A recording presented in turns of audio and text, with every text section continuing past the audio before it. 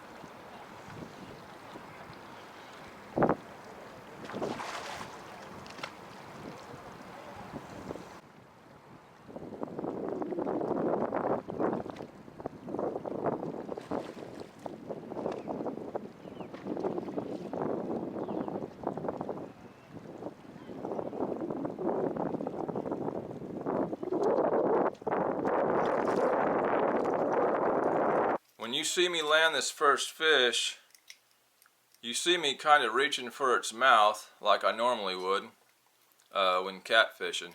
And I keep pulling my hand away and keep pulling my hand away. And finally I grab this fish on the side and pull him in.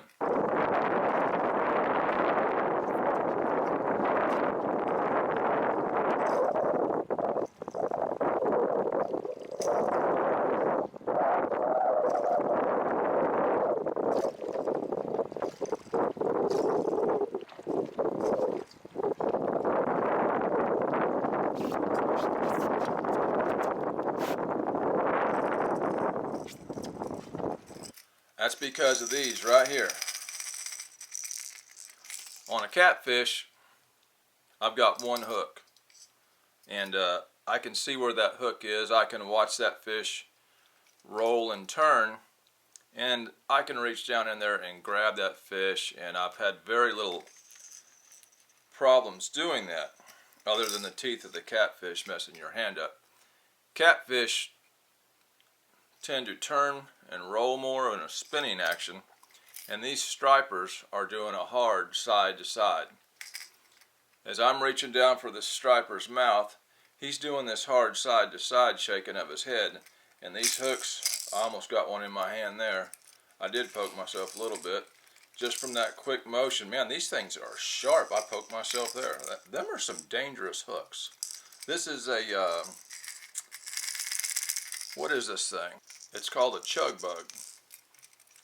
Top water surface popper. I have noticed every striper I've caught on this thing was tough to get off the hook. I had one pair of pliers in the boat. They weren't that great, and even with the pliers, I'd finally get one of these things out, and I had to work it out. And then before I could get the lure away from the fish, he'd shake his head again, and two more of these things be stuck in him. These things are very dangerous. Ain't no giant, but that was fun.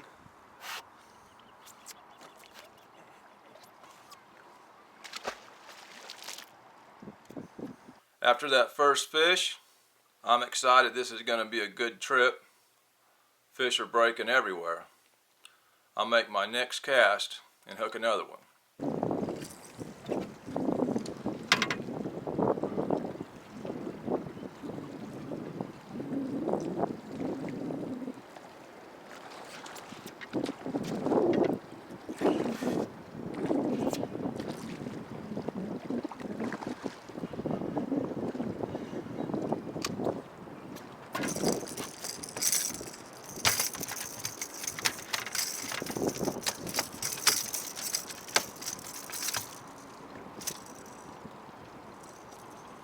You can see this fish go down into the net, and it took a while for me to get those treble hooks out of that net.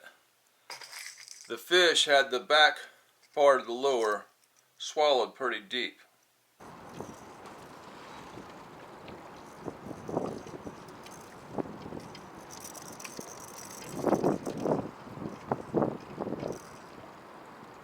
What you don't see, because there's a lot of time that went by trying to get the hooks out of this fish, I had the fish up on the boat seat and he flopped back down onto the net again and got caught in the net again.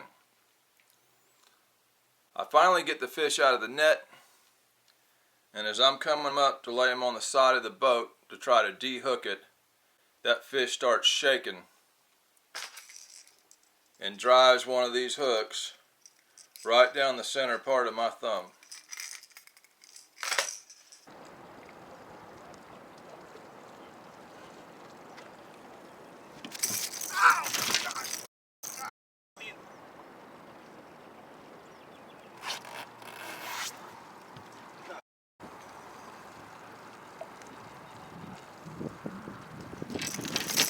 Ouch, gosh. Oh, you mother. I looked at what was going on there, hoping it wasn't too bad, and realized this hook was sank past the barb. To get past the barb on one of these, you're getting, you know, at least, about 3/8 of an inch deep.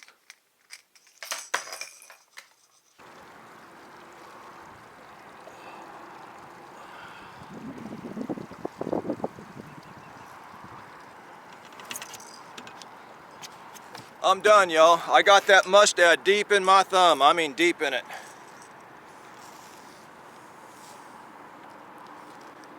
Woo! There's a lot of video I cut out of this video to not only make it shorter, but to take out some of the language that was taking place at this time. This fish continued to thrash and shake with that hook in my thumb, and every time he would pull it deeper.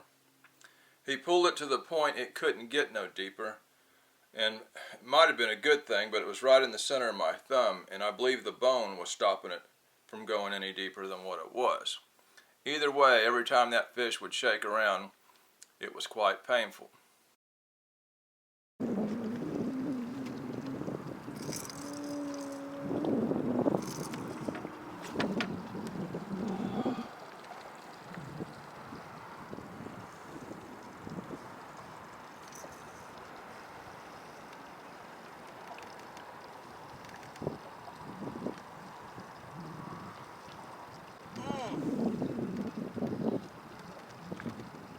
I made multiple attempts to pull this thing out. I'm putting quite a bit of force on this. It's just pulling my thumb out, way out. It's not coming out. Now I'm already at high pain level, and one thing I noticed was when I was pulling, it really didn't hurt no worse. I guess it was already hurting as bad as it could hurt. I tried twisting the hook back and forth, trying to loosen up the meat a little bit and then pull it out. This thing was in there good, you know, as far as my hand pulling it out. Quite a bit of time goes by, and I figure for once in my life I'm going to have to ask another boater for some help.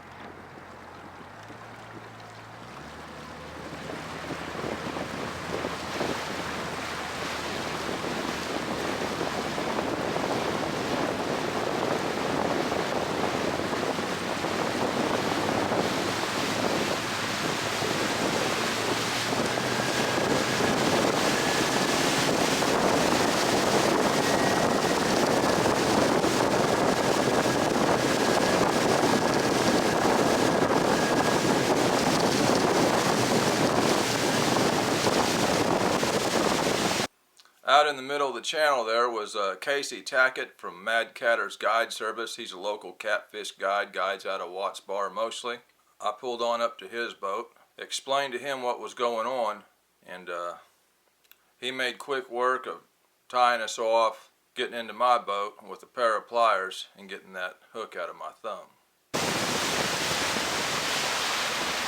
Alright, do me a favor. Okay. Tie my boat up to yours for a second. I need some help.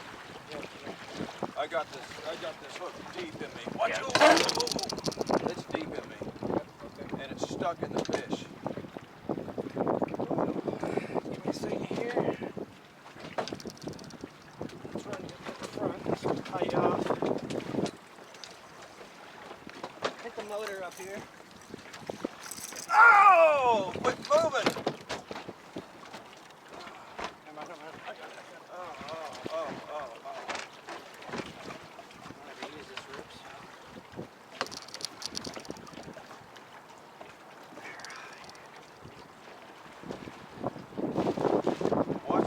Watch that Foley spoon.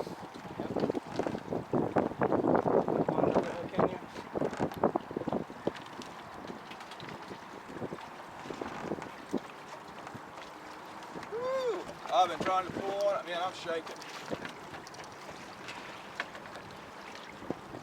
It's deep, man. It's a huge barb too. I can't hardly get it out of these stripers. Oh God.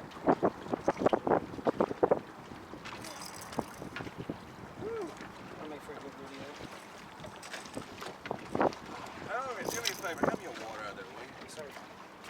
Top one? Yeah. Gosh.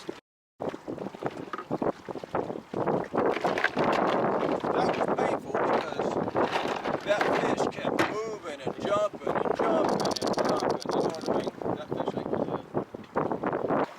It was painful for a while. I've been stuck with this fish for I don't know how long. You know what I mean?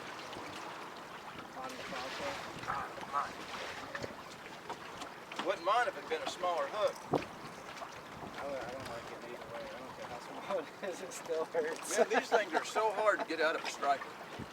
My God, they're hard to get out of. So what you could do is actually end up running just a regular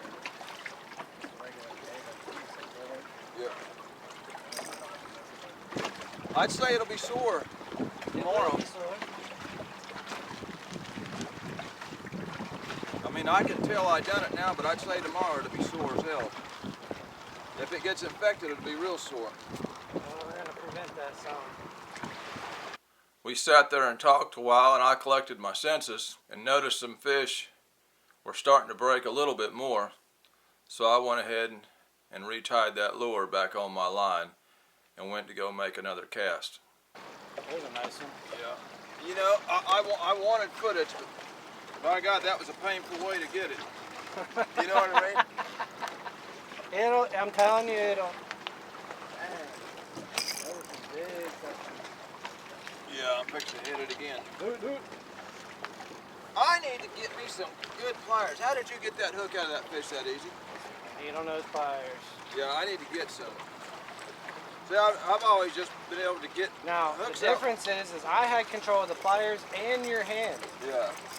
So I could pull back on your hand and push up with the pliers and turn around and make it move. You can't hardly do that with yourself because you have to have one. You're gonna have to hold your hand still while you're using the needle. My thumb ain't moving right. What's that? My thumb ain't moving right.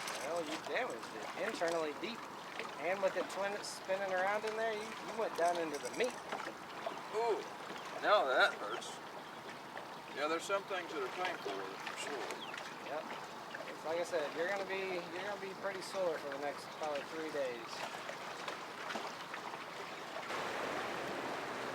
I had that fish and hook stuck in my hand for a good half hour, so that killed my evening. I'm gonna try for one more, but I might not have time. It's almost 9 o'clock. And by the way, my thumb hurts.